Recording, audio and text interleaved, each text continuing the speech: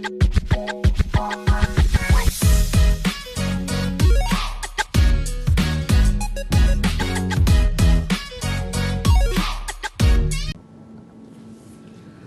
ideal classroom is often imagined as a perfect space, structured, inclusive, and engaging, where every learner feels supported and able to succeed.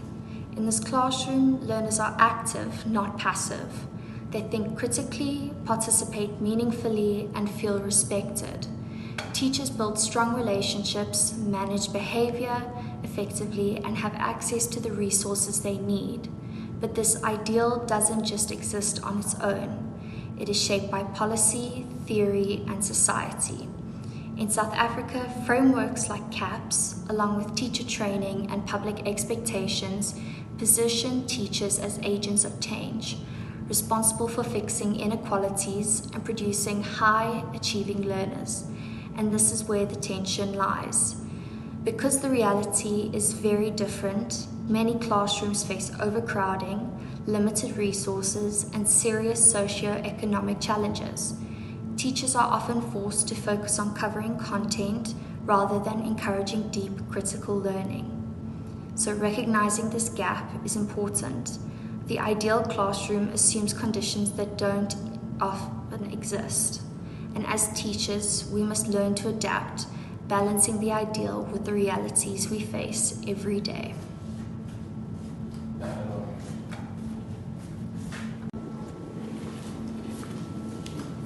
We often dream of the ideal classroom as a space of discussion, critical thinking, and pedagogical mastery. But the reality for most South African teachers is fundamentally different.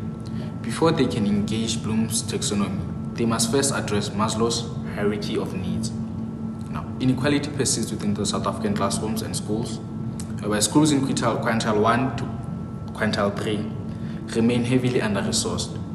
Facing issues such as overcrowding, teachers then have to manage 55 learners in classrooms meant for 30 learners, which makes monitoring individual learner progress difficult. Resources are scarce, textbooks are shared among 3 learners. On top of this, CAPS has become a paperwork-heavy, compliance-driven system, whereby teachers spend hours on documentation, leaving no time for creative learner-centered practices. Teachers then become content delivery drivers, rushing through pacing guides, whereby now the gap is no longer a lack of vision.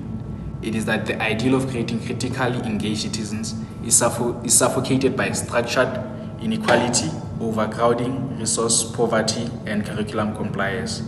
Until these realities are addressed, the ideal classroom remains an untenable myth for most South African learners. As number 3, I'll discuss 3 major learning paradigms, which is behaviorism, social constructivism, and critical pedagogy, as well as how they influence classroom practice. To begin, behaviorism defines learning as a change in observable behavior caused by stimulus and response. Teachers who use this technique emphasize repetition, discipline, and reinforcement such as prizes or punishment. In many South African classrooms, particularly those under pressure to complete the CAPS curriculum, behaviorist methods predominate because they are time structured and time efficient. However, this technique frequently inhibits learners' critical thinking and learner autonomy. Second, paradigm, which is social constructivism, which draws from Levi-Vygots's theory, argues that learning happens through interaction, collaboration, and dialogue.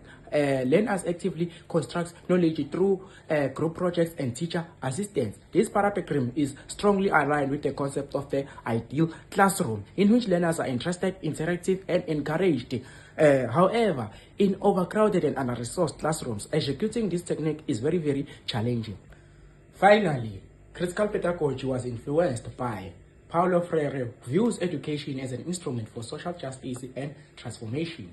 It encourages or pushes learners to challenge power dynamics, inequality, and real-world problems. While this paradigm is effective in theory, it is frequently misused in practice due to rigorous curricula and assessment conditions. Critically, these paradigms do not exist independently. In practice, teachers frequently combine them based on the context. However, there is obvious tension. Although policy encourages learner-centered techniques such as constructivism, classroom realities frequently compel teachers to use the behaviorist methods. As a result, learning paradigms do not influence only method of instruction, but also highlight the difference between the ideal classroom and South African actual education reality. The most progressive teaching theories fail to take root in schools because there's a clash happening in classrooms every day. On one hand, we have behaviorism. Despite the popularity of progressive ideas, the structure of schooling, which includes standardized tests, strict timetables, and overcrowded classroom, makes behaviorist methods to be the practical default. You see it in reward systems like gold stars and point-based disciplines. The goal is efficiency, which include a neat, predictable classroom where knowledge is passed on quickly.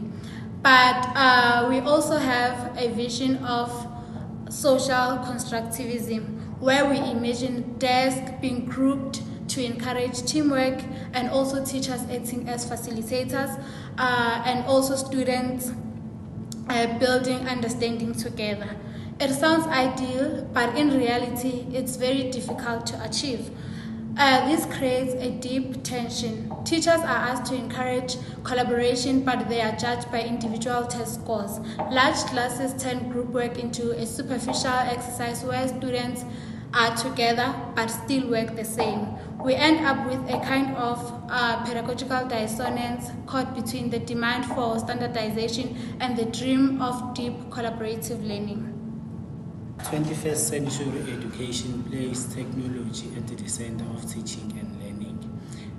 The educational policies encourage teachers to integrate technology in learning to encourage collaboration, critical thinking, and active participation among learners. The ideal classroom is often considered as a space where technology is being used. Learners can interact using devices and online resources.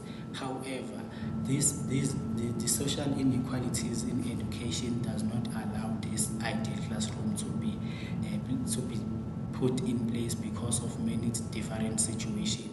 In South Africa, some schools lack online resources, electricity, and other necessary equipment needed to facilitate effective teaching and learning using technology. Therefore, teachers face challenges such as lack of technological support and limited time according to the CAPS curriculum.